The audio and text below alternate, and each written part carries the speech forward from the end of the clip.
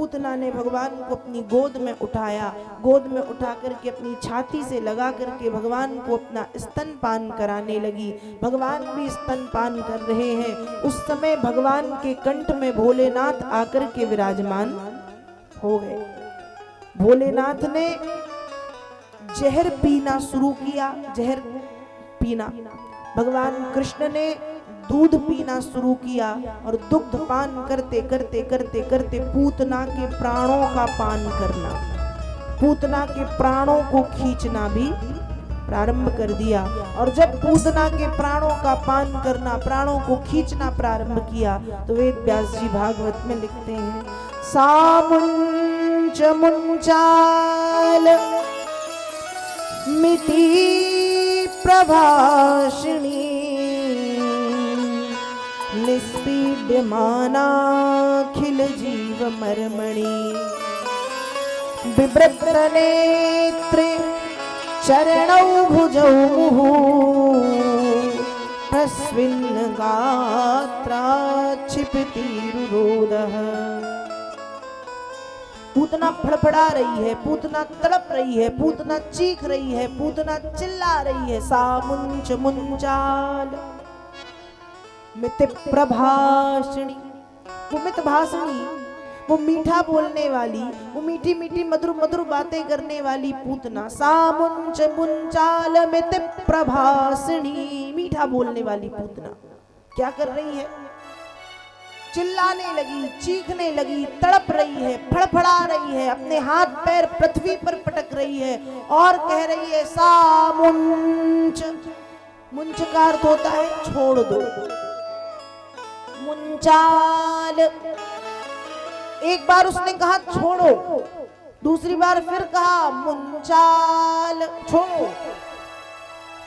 एक बार उस कह रही है तुम मुझे छोड़ो, दर्द हो रहा है इसलिए छोड़ो, और दूसरी बार कह रही है मुंचाल, इस संसार सागर से छोड़ दो, अर्थात इस संसार सागर से पार लगा दो।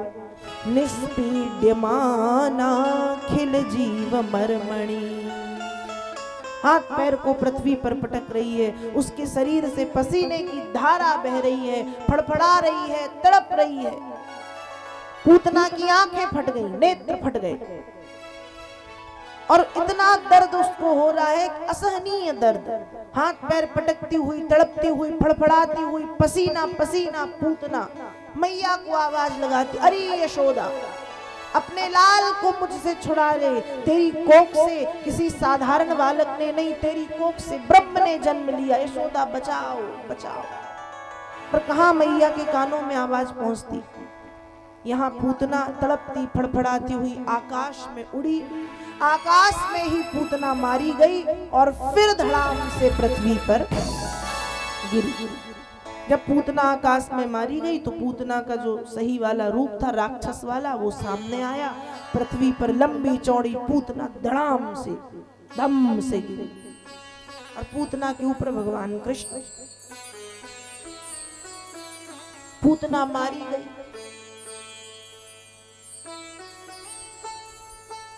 जिस दिन गोकुल में पूतना आई थी उसी दिन नंद बाबा मथुरा गए थे वसुदेव जी से मिलने।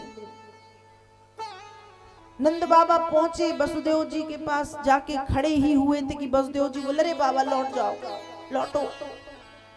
नंद बाबा कहते ये भी अच्छा तरीका है किसी को भगाने का, आया नहीं और कहते लौटो। वसुदेव जी ने कहा नंद बाबा नाराज ना हो, इसलिए लौटने कह रहा हूँ, गोकुल में मुझे ऐसा आभास हो रहा है कि कोई भयंकर उपद्रव होने वाला है, इसलिए आप लौट जाइए। वसुदेव जी के कहने पर नंद बाबा भी लौटने लगे। यहाँ मैया यशोदा सोच रही हैं कि वो गोपी न जाने कितनी देर से कमरे में भीतर गई है लाला को खिलाने, जरा देखूं तो कमरे में जाकर के खुद भी तो नहीं सो गई।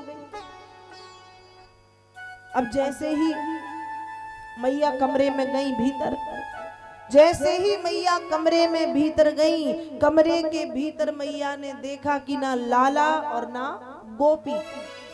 मैया जोर से चीखी, अरे मेरे लाला को ले गई, न जाने मेरे लाला को कहां ले गई।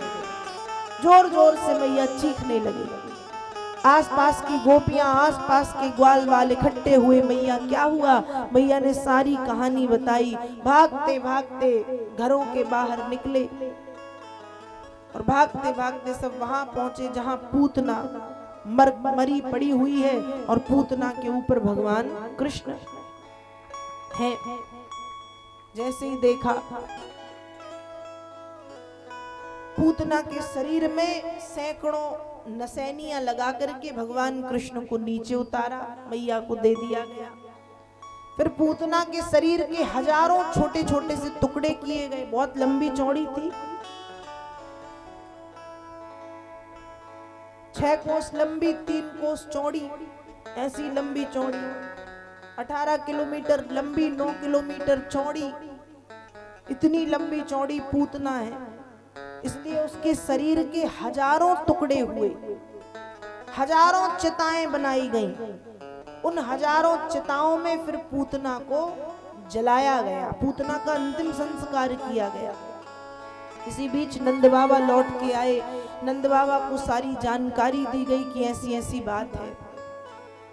नंद बाबा ने कहा, मैं पहले जानता था कि गोकुल में कोई उपद्रव होने वाला है। मुझसे वसुदेव ने कहा था, जैसे ही मैं पहुंचा वसुदेव जी बोले लौट जाओ, तभी तो मैं आ गया। अब बात चली कि चलो ठीक है, पूतना जैसे भी हुआ लाला को लेके भागी, लेकिन अंत में पूतना मारी गई। प्रश्न ये उठता है कि इतनी लंबी चौड़ी पूतना मरी तो कैसे मरी? उसको मारा किसने? ब्रज के छोटे छोटे ग्वाल वाल वे कहते हम बताएं ये कैसे मरी। मैया ने कहा बताओ। कहा ये लाला को लेके भाग रही होगी, उपट्टा लग गया, गिर गई, गिर के मर गई। बच्चों की बात सुन के हंसने लगे। इतने में नंद बाबा बोले मैं बताता हूँ ये कैसे मरी। जैसे ही वसुदेव जी ने कहा कि जाओ गोकुल में उपद्रव होने वाला है, उसी समय मैंने हनुमान जी महाराज से प्रार्थना की कि हमारे लाला की रक्षा करना। तो जब ये लाला को लेके भाग रही होगी तभी मैंने प्रार्थना की, तो हनुमान जी ने एक गदा मारा, गदा के प्रहार से मर गई और गिर पड़ी। ऐसे सब अपनी अपनी बातें। तो मैया ने कहा जैसे मरी मर तो गई, कम से कम अच्छे मरी, मेरा लाला सुरक्षित है। मैया ने लाला को गोद में लिया, छाती से चिपकाया। फिर मैया ने खूब भगवान की झाड़ फूंक की। गैया की पूंछ पकड़ के भगवान को उस गैया की पूंछ से झाड़ा लगाया।